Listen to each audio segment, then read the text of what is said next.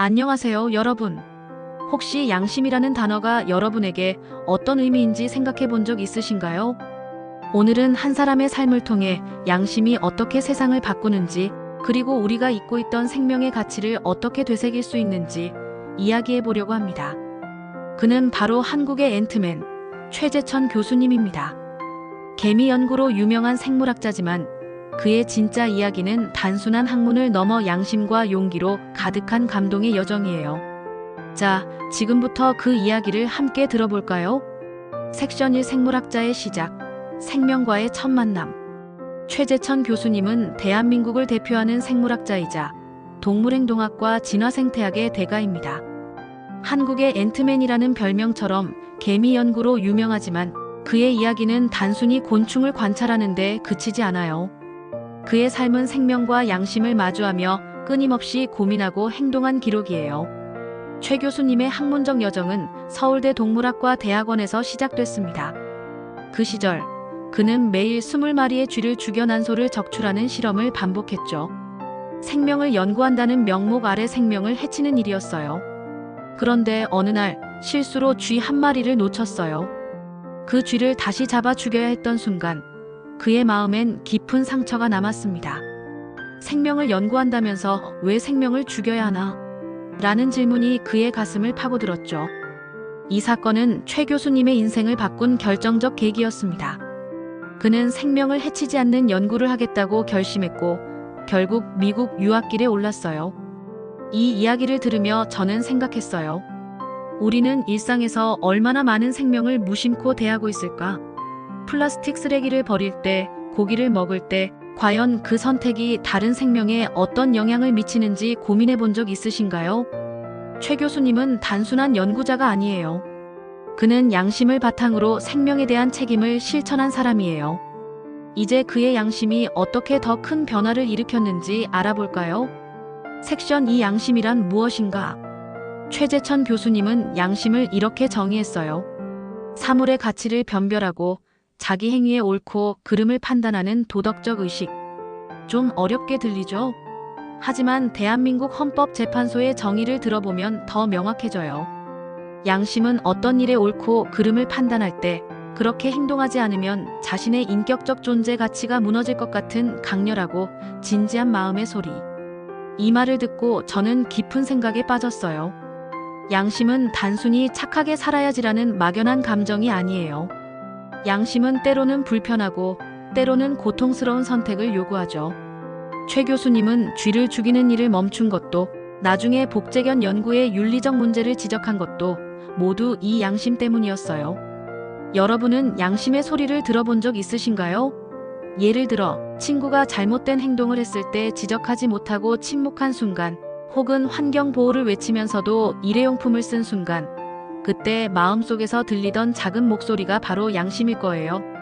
최 교수님은 그 목소리를 무시하지 않고 행동으로 옮겼어요. 그의 양심은 단순히 개인적인 고민으로 끝나지 않았어요. 그의 양심은 사회를 바꾸는 거대한 물결이 됐죠. 대표적인 사례가 바로 호주제 폐지 운동이에요. 이 이야기는 정말 놀라워요. 섹션 3 호주제 폐지, 자연의 관점에서. 2000년대 초 두 젊은 여성 변호사가 최재천 교수님을 찾아왔어요. 그들은 호주제 폐지 운동에 함께해달라고 부탁했죠.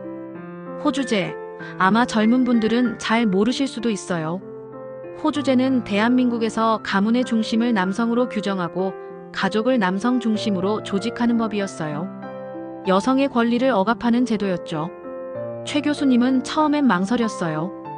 과학자가 이런 사회적 문제에 뛰어드는 게 쉽지 않았으니까요. 하지만 그는 자연을 관찰한 생물학자의 눈으로 이 문제를 바라봤어요. 자연계에서 암컷은 번식의 중심이에요. 동물 사회는 암컷을 중심으로 돌아가죠. 그래서 그는 이렇게 말했어요. 자연계에는 호주제 같은 게 없다. 만약 있다면 호주는 당연히 암컷일 거다. 이 말 정말 강렬하지 않나요? 이 짧은 발언은 헌법재판소에서 큰 반향을 일으켰어요. 2005년 헌법재판소는 호주제가 헌법에 맞지 않다고 결정했고 결국 새로운 가족법이 만들어졌죠. 최 교수님은 이 공로로 남성 최초로 올해의 여성운동상을 받았어요. 이 이야기를 들으며 저는 깜짝 놀랐어요. 30초도 안 되는 발언이 어떻게 이렇게 큰 변화를 만들었을까? 과학이 단순히 연구실에 갇힌 학문이 아니라 사회적 불의를 바꾸는 강력한 도구가 될 수 있다는 걸 깨달았죠. 여러분은 어떤 생각이 드시나요? 작은 행동이 세상을 바꿀 수 있다고 믿으신가요? 섹션 4 제도리와 돌고래들, 자유를 향한 여정. 최재천 교수님의 또 다른 감동적인 이야기는 제도리와 남방 큰 돌고래들의 야생 방류 운동이에요. 제주도에서 불법으로 포획된 돌고래들이 좁은 수족관에서 고통받고 있다는 사실을 알게 된 그는 제도리 야생방류시민위원회 위원장이 됐어요. 이 과정은 정말 쉽지 않았어요.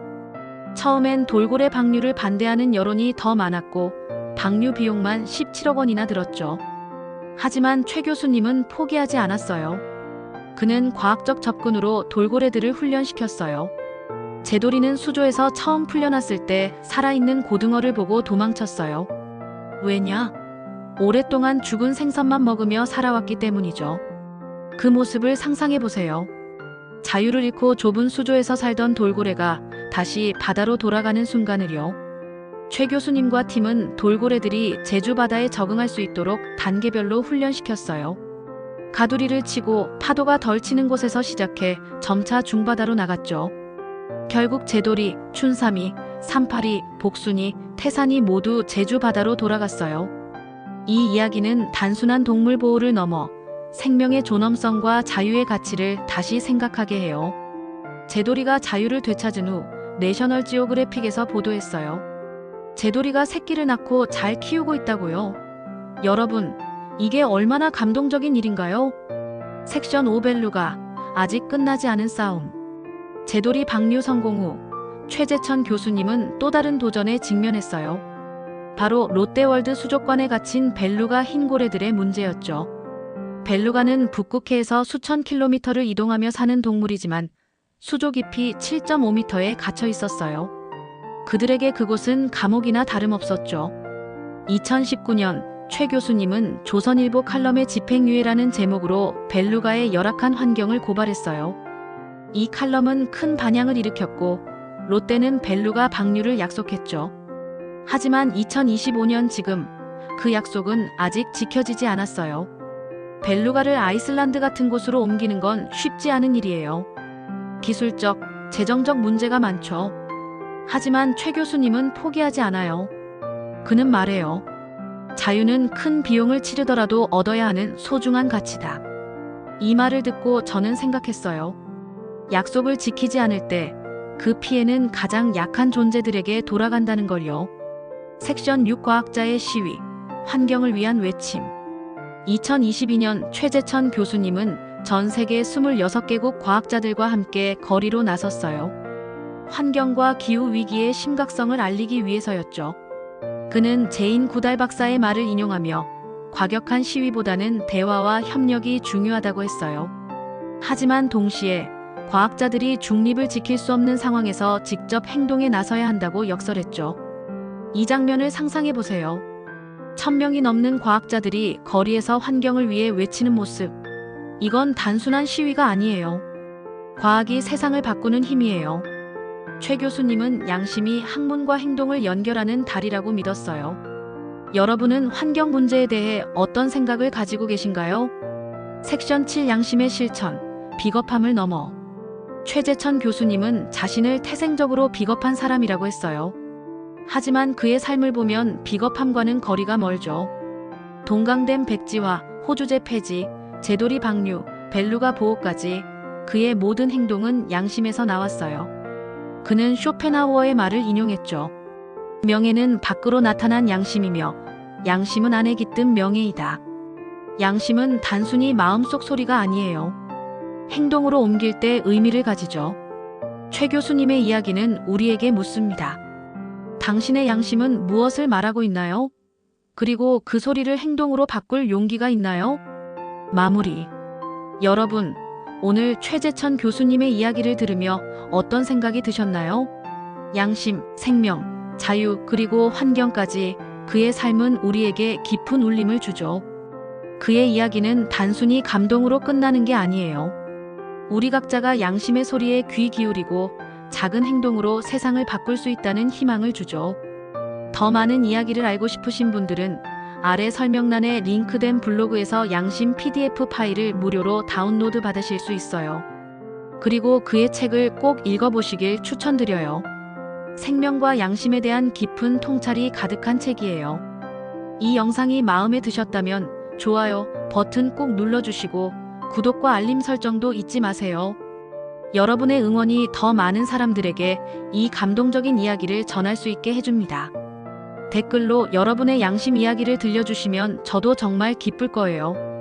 그럼 다음 영상에서 또 만나요.